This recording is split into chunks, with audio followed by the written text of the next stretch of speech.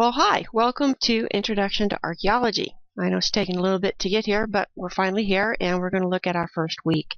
So this is an overview video, which you'll have one for each section of the class.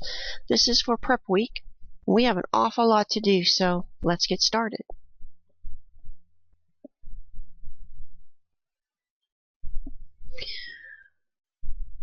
So let's take a look at the activities for this week. There's an awful lot to do, and these activities are centered around getting you familiar with the site, with the main tools that we'll be using in the class, either week to week or for our projects.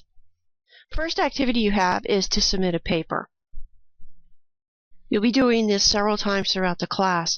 If you click on this link right here, it will take you to the information that you need in order to complete the assignment. Now, these papers are going to work a little bit differently. I wanted to set this up so that you could submit them directly to turn it in through the Moodle site, but I was having problems with that. So what you're going to do is when you submit a paper is you're going to go directly to turnitin.com.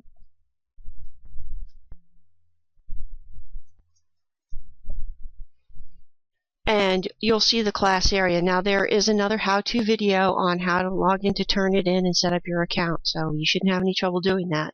But once you're in, you'll see the FRC Archaeology site. If you click here, you'll notice that there's places to submit your papers. Week 1 is right here. Now I've already submitted a paper, and again there's a video that shows you exactly how to do this. We're not going to worry about that right now.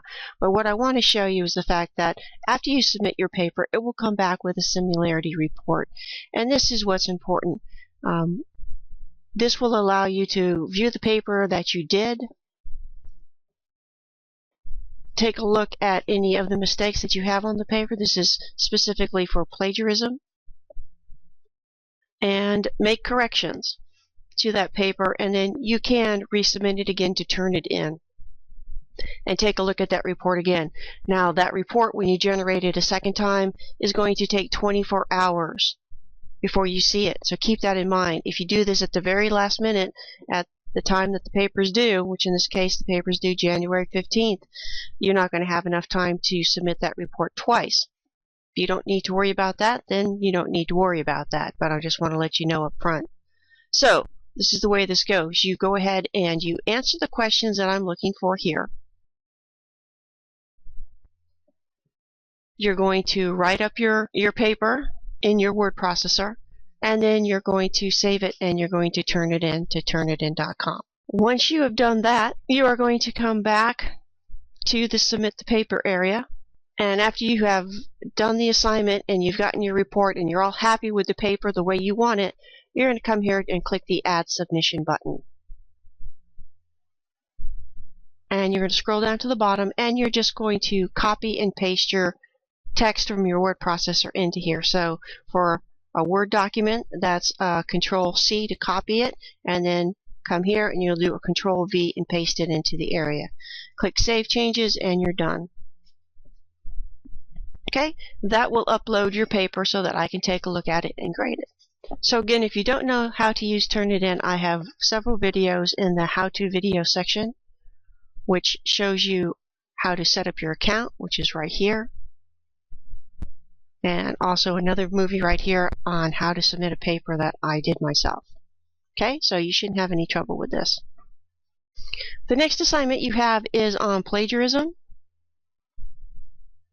Click on this. It will take you to several sites that explain what plagiarism is, how we cite, why we cite. If you quote, you need to note it, and then there's also another link here on integrity.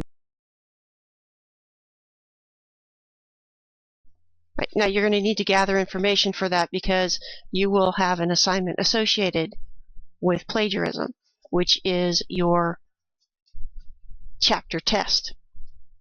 So let's go take a look at that.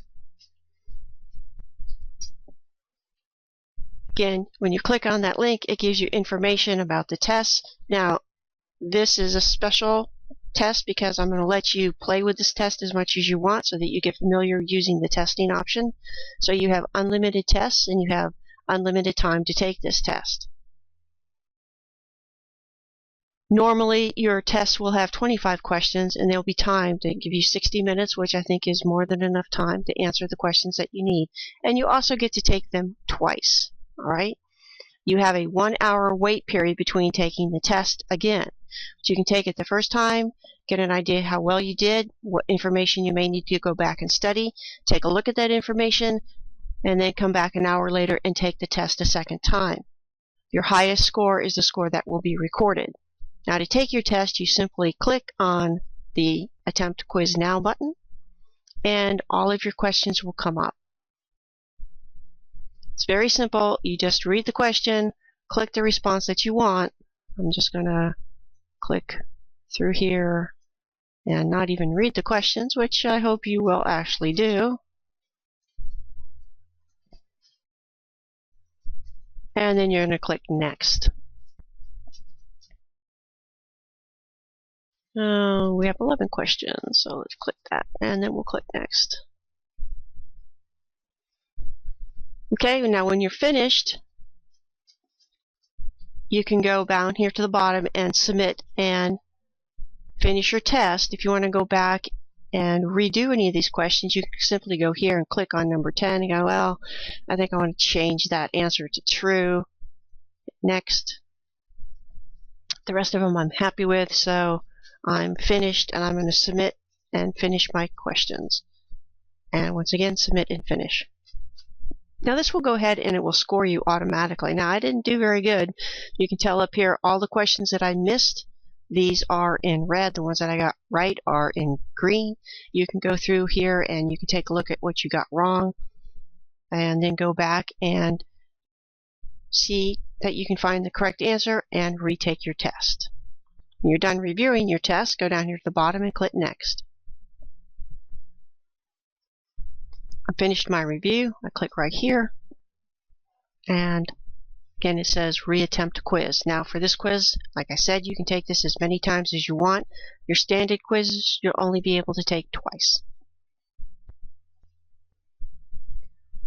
Another thing that we'll be doing in this class is research, and you'll be using the FRC library to do this research.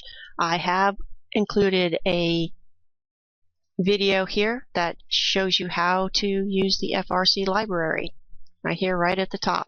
And it'll walk you through doing your research, finding a paper, and downloading it. You're going to do that for this activity, and once you get your paper, again, here is your video. It's already in here. You're going to take your paper and you're going to add it to the database.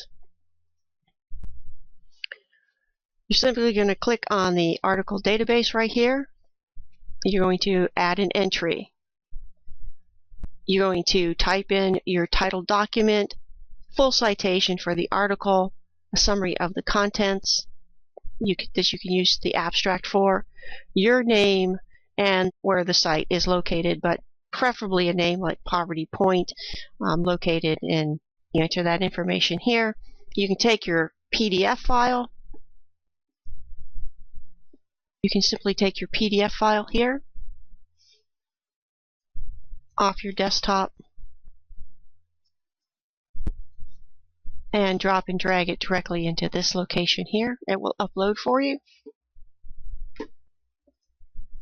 Or you can click on this icon here, go to choose file. In this case it's on my desktop, and I can click on that and then click upload, and it will also upload the document.